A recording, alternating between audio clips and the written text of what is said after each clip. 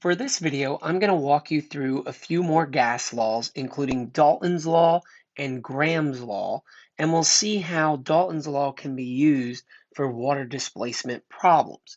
So, Dalton's law is pretty simple. It basically says that if you take a mixture of gases and you put them all together, the new total pressure will be equal to the sum of the individual pressures added up.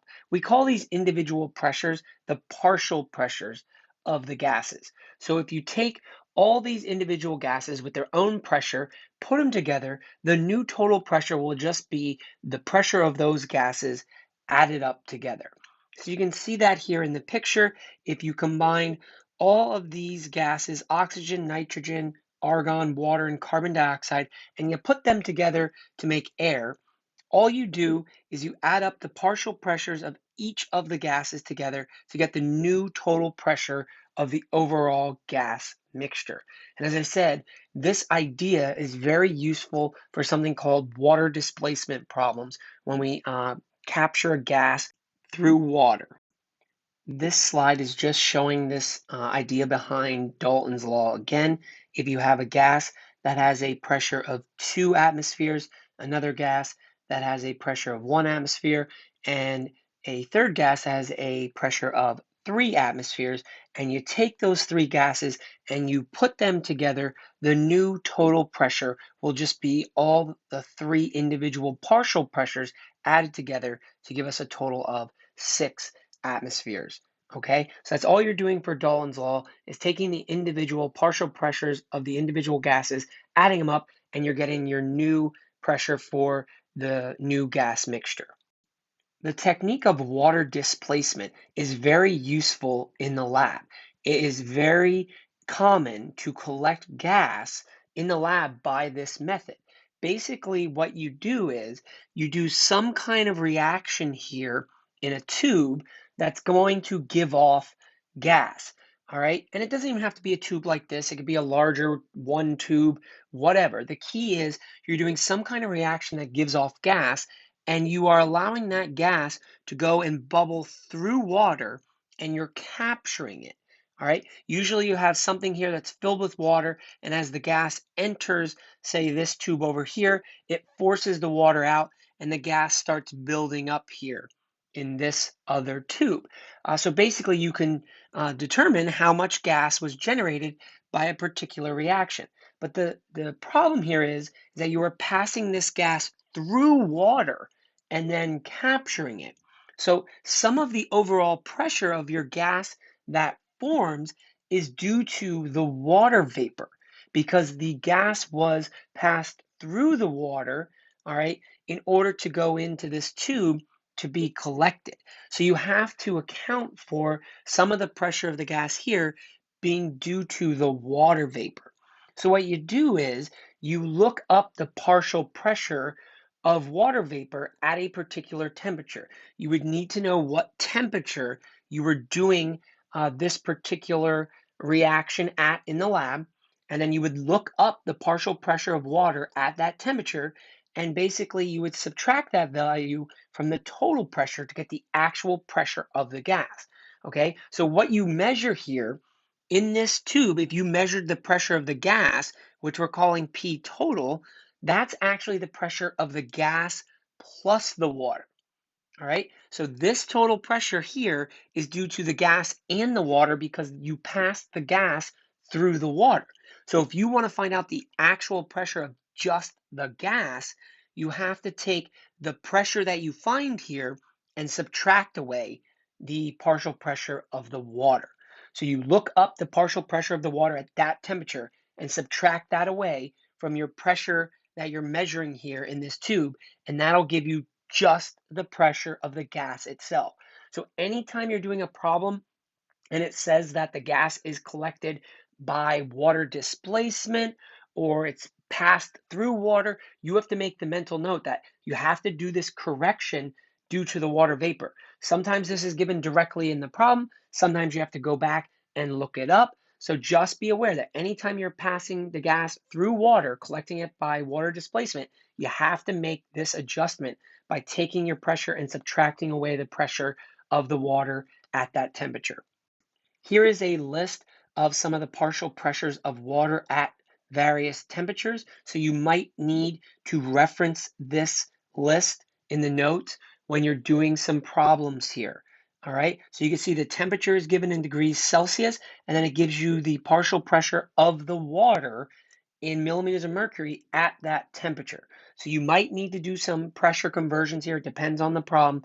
But the key is anytime you're passing the water or passing the gas through water, you need to remember to account for the partial pressure of the water in the problem and maybe come back and look at this table if the information is not given in the problem. Let's look at our first example here. This says a chemist collects a sample of H2S gas over water at a temperature of 27 degrees Celsius. That's your key phrase there. This is happening over water. That means it's taking place through water, and you need to account for the partial pressure of the water at this temperature. The total pressure of the gas that has displaced a volume of 15 milliliters of water is 207.33 kilopascals. And we want to know the pressure of the H2S gas collected. Remember, the total pressure here that we're given, the 207.33 kPa, is the pressure of the gas and the water. We just want the pressure of the gas here. All right, so let's make sure we're good at what we're looking at. So they're telling us the total pressure here is equal to 207.33 kPa.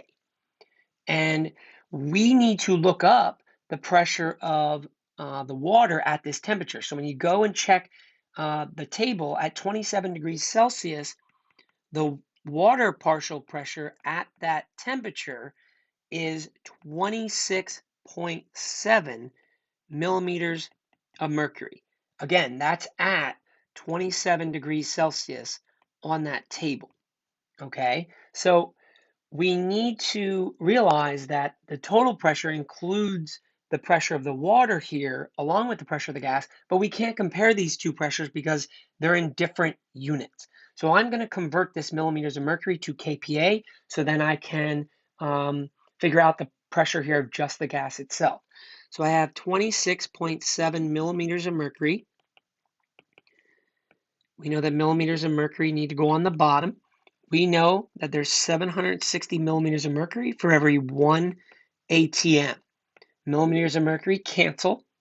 So now you're in ATMs. We still need to get to kPa. We know that for every 1 ATM on the bottom here, so your units cancel, you have 101.3 kPa. ATMs on top and bottom, they cancel. Now you're in kilopascals. When you plug and chug this and sig fig, you get 3.56 kPa, and this is for the water. All right, so we know that the total is going to be the water plus the gas itself. So if we want to find just the gas pressure, we need to take the total minus the water pressure here, and that'll give us just the gas pressure itself. So our total is 207.33 kPa minus the pressure of the water. Remember, this was collected over water. So that means we collected the gas by passing it through water. So we just subtract the 3.56 kPa due to the partial pressure of the water. And when we solve this, remember, pay attention to sig figs. You're subtracting, so you're using least number of decimal places. We get 203.77 kPa. And this would be the pressure of the gas itself. Okay, we got rid of the pressure due to the water, so this would be our overall pressure of just the gas. So be careful with these problems. Make sure you're reading them carefully. Anytime you see something about passing through water, or collected over water, or water displacement, you have to make the correction due to the water. There's another idea here called mole fraction. We will use this idea later on in solutions as well. But for Dalton's law, the total number of moles are important, not the identity of the gas particles themselves. So if we total up the pressures, which we saw for Dalton's law, the total pressure, okay, is going to be equal to the individual pressures added up. Well, the same thing can be said for the total moles. Okay, if you total up the individual moles themselves, that'll give you the overall total here of the overall moles. So we can do what we call a mole fraction. If we take the pressure of one of the gases and put it over the total pressure, that would be equal to the moles of that gas that we were looking at over the total moles. It's very important that whatever gas you're using here as pressure one, you're looking at the moles of that gas as well. So you're taking the pressure of one of the gases over the total pressure, setting it equal to the moles of that gas over the total moles. And the key is you would maybe not know one of these things in the mole fraction, and then you could solve for that. So we can see how we can use this in problems as we go forward. Let's look at some examples here. This first example says we have nitrogen, helium, neon, and argon placed into a container. The partial pressures of each are given, and they give us the total pressure in the container to be 310 kilopascals. We want to know the partial pressure of the argon. So we're not finding the total pressure here after we put them all together. We're given the total pressure. We're finding one of the partial pressures. So we know here that if you take the N2 plus the helium plus the neon plus the argon, the individual partial pressures, and you add them up, that'll give you the total pressure. All right, so we have some numbers here, so let's start plugging in. We know the nitrogen is going to be 80 kPa, plus the helium is 73 kPa, plus the neon is 49 kPa, plus the argon, which I don't know. That's what we're looking for. But we do know that when you add them up, you should get the total, which is 310 kPa. All right, so basically you're just solving for the variable here. All right, add up your numbers here, subtract them from both sides, and when you do that, you should get the argon coming out to be 108 kilopascals. So this was another simple example of Dalton's law, but instead of finding the total, you were finding one of the individual partial pressures. For this example, we have hydrogen gas made from the reaction of aluminum and hydrochloric acid was collected over water at 25 degrees Celsius. As soon as I see that over water, I know I have to make the correction here due to the water. If the pressure was equal to 1 atms, what was the pressure of the hydrogen in torr? Okay, so we know here that our total pressure is going to be equal to the pressure of the H2 plus the pressure of the water, since we collected this over water. So we want this in torr. Well, 1 atm is 760 torr.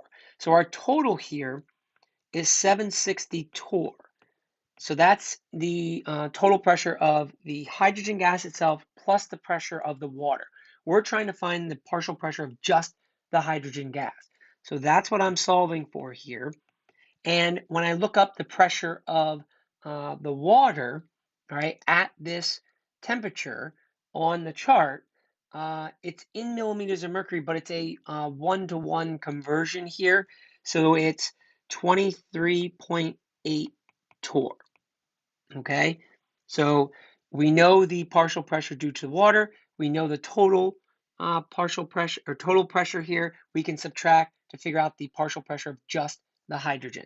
So when you do this, the partial pressure here of the hydrogen in torr should be 736 torr with correct sig figs due to subtracting.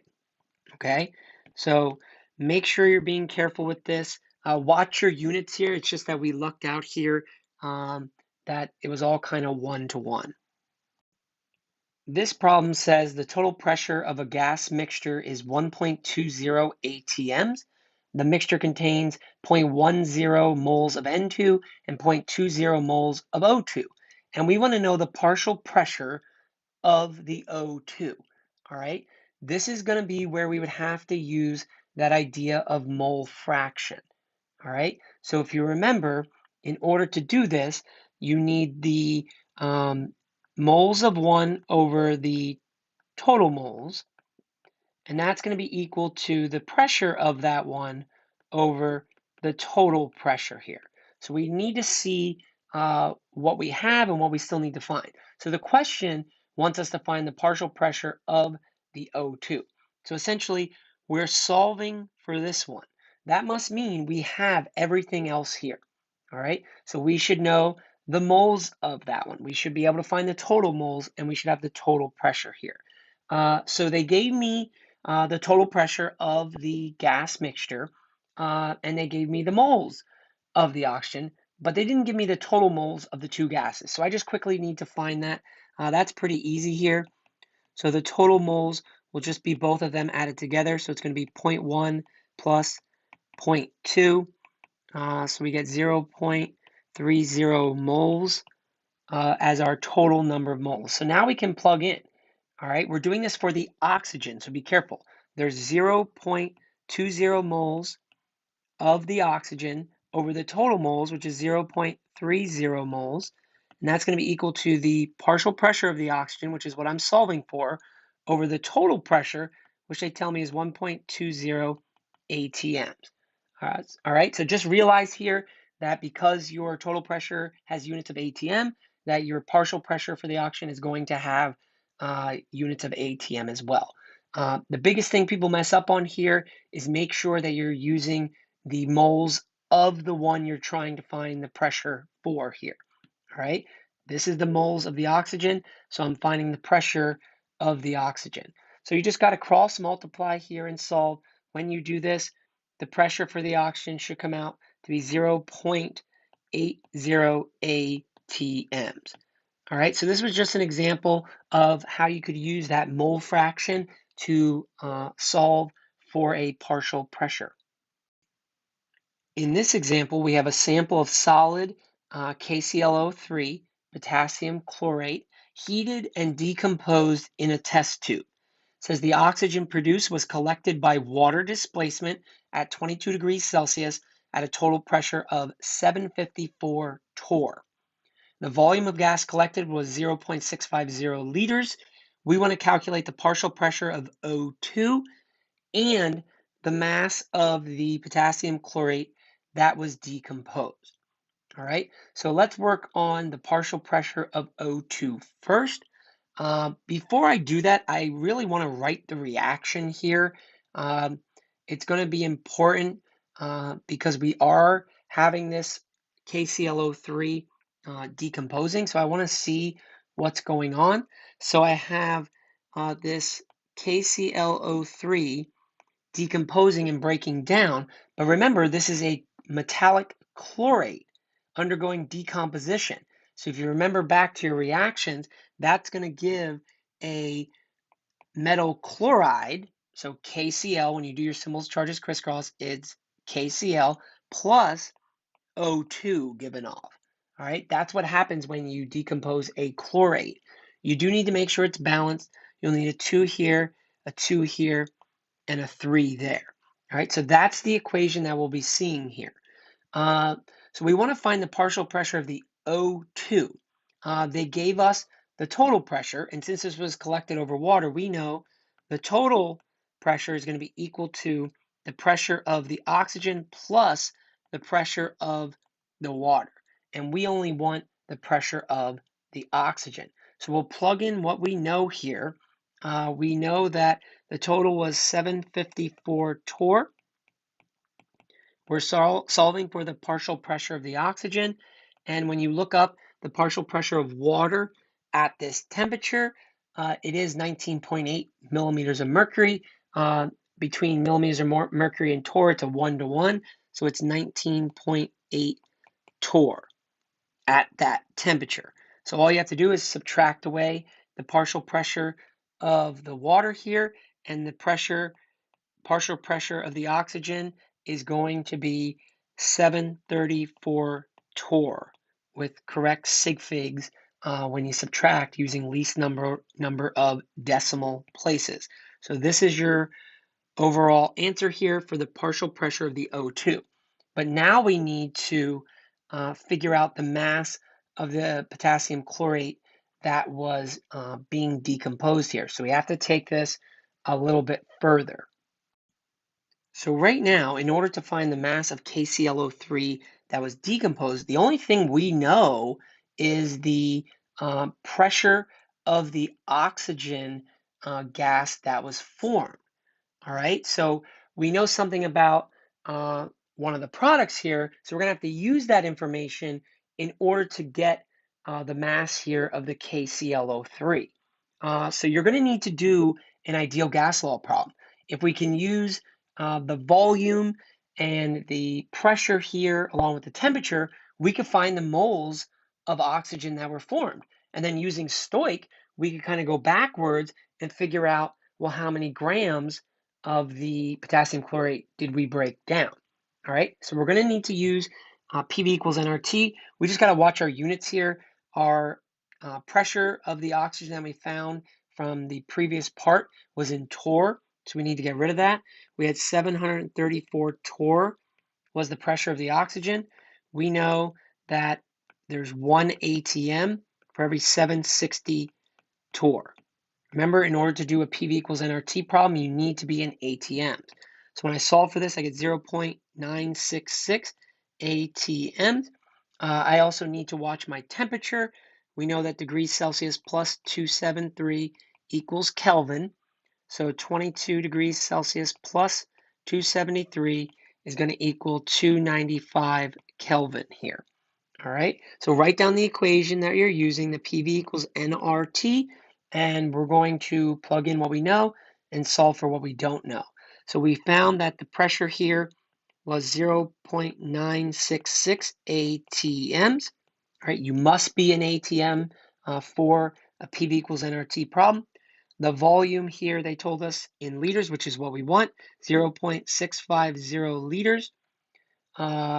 Equals N, which is what we're solving for. R is 0.082 liters times ATM over mole times Kelvin, all times by the temperature, which is 295 Kelvin.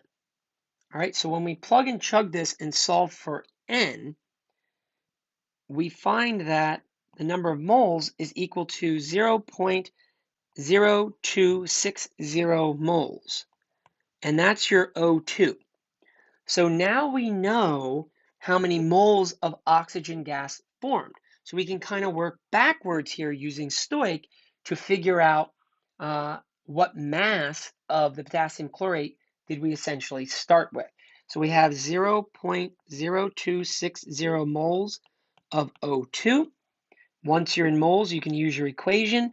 We know that for every 3 moles of O2 from the balanced equation, there's 2 moles of the KClO3.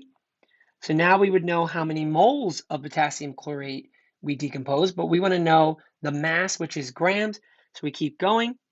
For every 1 mole here of KClO3, there's a certain number of grams. When you do your molar mass, it should come out to be 122.55 grams. So when we plug and chug this with sig figs, we should get 2.12 grams, and that was the original mass of the potassium chlorate that we decomposed in order to get that many moles of oxygen. So you can see here how we had to use Dalton's law and then go and use PV equals nRT in one of these problems. So you definitely need to be able to take these gas laws and put them together to be able to solve different problems. Now we're going to switch gears here and look at the difference between diffusion and effusion. Diffusion is when you have gas molecules spreading out from an area of higher concentration to an area of lower concentration. So basically, if I sprayed an air freshener right here, it would be in a very high concentration around this area. And over time, it just evenly diffuses and spreads out in the entire room. That's diffusion. Gas molecules will just move and spread out from an area of high concentration to an area of low concentration. Effusion is going to be referring to when you have gas in a container that has a small opening. Sometimes you'll see this referred to as like a pinhole size opening. Well, gas molecules, as they're moving around constantly, we know that they're moving around constantly, will randomly encounter that opening and start to go through that opening. All right, that's effusion. So over time, you will slowly start to lose gas molecules as they hit that opening and seep out. That's effusion. Effusion is referring to when you have a tiny pinhole size opening and the gas is moving out of that opening as it randomly is moving around and encounters that opening. This brings us to Graham's law of diffusion and effusion, which basically says the rate at which a gas will travel or effuse is inversely proportional to the square root of the gas's molar mass. All right, you do need to know this equation. It is not given on your equation sheet, so it is one that you need to know. So R here stands for the rate or the velocity of the diffusion or effusion in typically something like meters per second or some type of distant per unit of time. So it's a rate, it's a velocity here. So you have the rate of the first one over the rate of the second one, and that's all equal to the square root of the molar masses, but they're flipped. So the molar mass of the second one is on top, and the molar mass of the first one here is on the bottom. And remember, the molar masses are in grams per mole. All right, so you definitely need to know this equation. Rate 1 over rate 2 is equal to the square root of molar mass 2 over molar mass 1. And you'll see how we can use this in problems. This picture is just trying to show you the difference between diffusion and effusion. Diffusion here, you can see if you have some type of partition in this box keeping the gas to one side, when you remove that partition, the gas will spread out evenly from an area of higher concentration to the area of lower concentration until it's evenly spread out in the box. Effusion, though, would need a tiny pinhole size opening. So if we have a tiny pinhole size opening in that partition, randomly, as the gas molecules are moving around and they hit that opening, they will slowly start to seep out to the other side. So that's the difference between diffusion and effusion. A major idea here with effusion that you need to know is that when you're looking at rates here of effusion for gases, the lower the molar mass, the faster the rate the gas will effuse. So it's kind of inverse here. Lower molar masses effuse faster. I like to think about it in my head as thinking, well, if a molecule of gas has a very low molar mass, it must be really small. Therefore, it's kind of moving around faster, able to fit out through that pinhole size opening quicker. All right. Not saying it's the best way to think about it, but it definitely makes sense in my head that something that has a lower molar mass is smaller, so it's moving around quicker and effusing out faster. The key is it's an inverse relationship here. So in theory, if you filled a balloon with hydrogen gas compared to helium gas, the balloon with hydrogen gas, because the molar mass of hydrogen is lower, should shrink faster here if it had that tiny pinhole size opening. All right, so definitely understand this is a big idea that you could see asked in problems. You need to know that the lower the molar mass of a gas, the faster it's going to effuse. This first example we're going to look at here says helium is placed in scuba tanks, so it effuses into the blood instead of N2. And we want to know how much faster is helium than the N2. All right, so we know we're going to have to use our equation here. It's going to be rate 1 over rate 2 equals the square root molar mass 2 over molar mass 1. Definitely know this equation. It's not on your AP equation sheet. Okay, so in this case, we're looking for how much faster is helium than N2. Basically, what we're solving for in this problem is this. We're comparing the rates of the two. We're not solving for an individual rate of one of them. We just want to know how much faster helium is than N2. So in this case, because helium is faster, right? It's telling you that helium is faster. That means when you look at this comparison of the rates, you want helium on top because it's faster. It's going to have a greater rate. We want to know how much times faster it is compared to the N2. So I like to label this. I'm going to use 1 as the helium. Again, it's faster, so we want that 1 on top in this case. And the 2 is going to be the N2. All right, so we're solving for this rate 1 over rate 2. So we're just going to plug in here. So rate 1 over rate 2 is what I'm solving for. And this is going to be equal to the square root, the molar mass 2. And you can see by my labels here, I know that the second one is going to be the molar mass of the N2. So when you do the molar mass of N2, remember it's N2, you got to double the nitrogen. It comes out to be 28.02 here, all over the molar mass of 1, which is the helium, and the molar mass of helium is just 4. Okay, so when we do the square root of this, 28.02 divided by 4, take the square root of that, we find out that this equals 2.6. So what that tells us is that the helium is 2.6 times faster. All right, that's why we put the helium on top, so that we got kind of a nice whole number here. It's telling us how much faster the helium is compared to the N2. We weren't asked to solve for one of the individual rates. We were kind of comparing the rates in this example. This problem says, what is the molar mass of an unknown gas that effuses 2.12 times faster than pentane through a porous barrier? So you should understand that this means effusion here. So we're going to need to use our equation. Rate 1 over rate 2 is going to be equal to the square root molar mass 2 over molar mass 1 here. In this problem, they're telling us that the unknown gas is 2.12 times faster. So I want the faster one kind of being on top of the rates here. So for 1, I'm going to use the unknown. And for 2, I'm going to use pentane, which is C5H12. It's an ane, so times 2 plus 2. So in this case, we're solving for the molar mass of the unknown. So we made the unknown 1. So that means essentially we're solving for this molar mass right there. So when we start plugging in, we don't know the individual rates, but we know that when we compare the unknown to the pentane, it has a rate that's 2.12 times faster.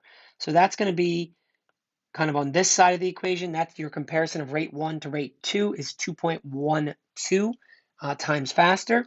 And that's going to be equal to the square root of the molar mass of the second one. We made the pentane the second one. So when you do the molar mass of pentane, it should come out to be 72.146 all over the molar mass of the unknown, which is what we are solving for here. So we have to solve for the molar mass of the unknown. We got to kind of do some math here. The first thing I would do is square both sides to get rid of the square root.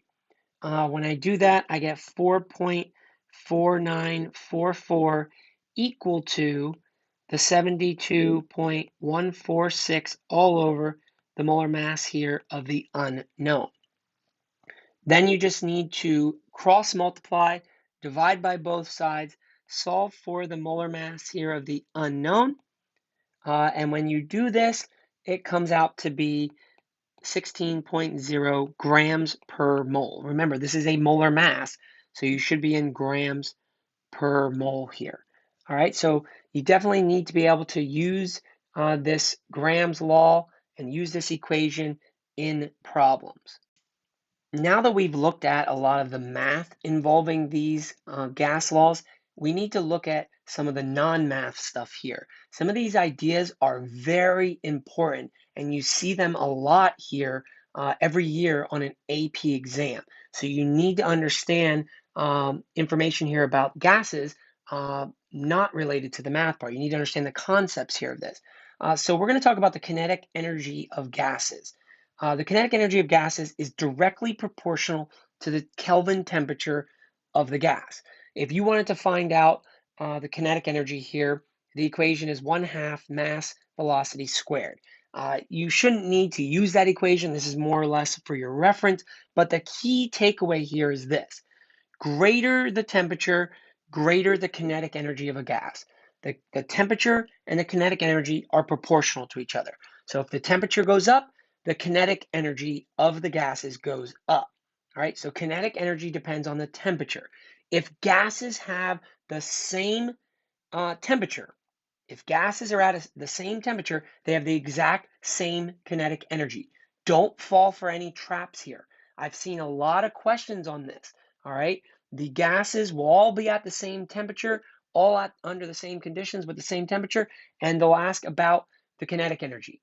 Okay. Kinetic energy has to do with the temperature. If the temperature of all the gases is the same, then they all have the exact same kinetic energy. Don't fall for the traps here.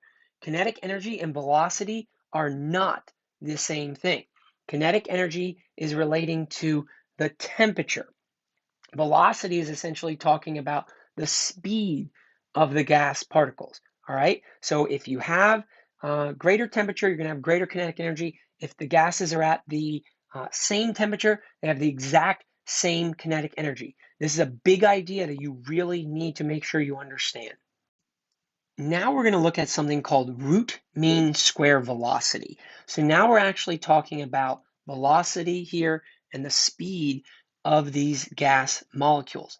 It's basically what's going on here. The reason why we call this the root mean square velocity is that gas molecules have different speeds. And this idea of using root mean square velocity is trying to get this down to a single value here. All right. So gas molecules are moving at all different speeds and different directions, and this is really trying to find a single value. So here's the equation for it. You don't need to know the equation. You'll never need to calculate this, but you need to understand what this equation means, okay? A big idea here to understand, and I've seen AP ask questions about this every year, is that no matter what temperature you're at for a gas molecules have both high and low speeds. It's not like, oh, we're at a certain temperature, here's the speed of the gas. No, some of the gas molecules are moving, slower. Some of those gas molecules are moving much faster, and then you have all the speeds in between. All right? So don't just think all the gas molecules are moving at one velocity. They're not. You have high speeds, high velocities, and low velocities, and everything in between. As the temperature goes up, okay, basically you get even more distribution of the speeds. So you get even kind of this wider range, more moving kind of slower, and then you have more moving at the faster speed. So you start to see the graphs get flatter as we spread out the distribution here. And the velocity of the gas is dependent on mass and temperature. If you have a greater molar mass, you're going to have a slower velocity. All right, so greater molar mass of a gas means that its velocity is going to be slower. And if the temperature is greater, you're going to have a faster velocity here. Again, this is not talking about kinetic energy. This is talking about the speed of a gas. Very important to understand that gases have a range of speeds. All right, they don't have just one speed. You have some of the gas moving slow, some of the gas moving fast here. And as you increase the temperature, you start to spread out those speeds even more. And molar mass and temperature are important. Greater the molar mass, slower the velocity of a gas, and the temperature being greater means the gas's velocity is going to be faster. Here is a graph showing this idea of root mean square velocity here. Typically, if you look at this, you can see that the molecular speed in meters per second, so the velocity is going along the x-axis, and the fraction of the molecules moving at a particular speed is along the y-axis. Again, not all the molecules of the gas are going to be moving at the exact same velocity here. That's why you see a spread. You have some of the molecules of gas moving kind of at a lower speed, and then you have some moving at a faster speed, and then you have kind of all the speeds in between that. So the gas molecules are not moving at just one speed. They're kind of spread out. Some are moving slow, some are moving fast, and everything in between. Also here we said that the greater the molar mass, the slower the speeds are going to be. So if we look at this here, the molar mass of oxygen is going to be 32, nitrogen would be 28, water is going to be 18, helium is going to be 4, and the molar mass of hydrogen, H2, is going to be 2. So notice here, the greatest one is oxygen, and you can see that overall, its molecular speeds are much slower. You still have a range. Some are moving slow, some are moving fast, and then everything in between. But overall, it's more toward the left here, all right, having overall slower speeds. But then as you decrease the molar mass here, as you go all the way down to hydrogen, you can see that they are moving much faster, because as you lower the molar mass, they're going to move, or they're going to have velocities here that are much greater. All right, so definitely be able to look at a graph like this, understand the idea that some of the molecules of the gas are moving slow, some are moving fast. They kind of have a range here, and definitely understand that the greater the molar mass of a gas, the overall slower its velocity is going to be. And another graph here showing this idea behind root mean square velocity. This is showing you velocity along the x-axis, and then the relative number of N2 molecules that are at a specific velocity on the y-axis here. All right, and this is showing you temperature. You can see here, as we increase the temperature, the overall velocity of the gas is getting greater. You start to see it moving kind of toward the higher numbers here, but you also get flatter graphs too. That means that you have a bunch more of the molecules moving slow, and then a bunch more moving fast. You kind of start to see it being spread out. So as we increase the temperature, you can see the graphs start to get flatter, meaning there's a wider range here in the speeds of the gas. All right, so this is definitely something that you need to understand. The math is important for the gas laws, but you really need to understand the concepts behind the gas laws as well.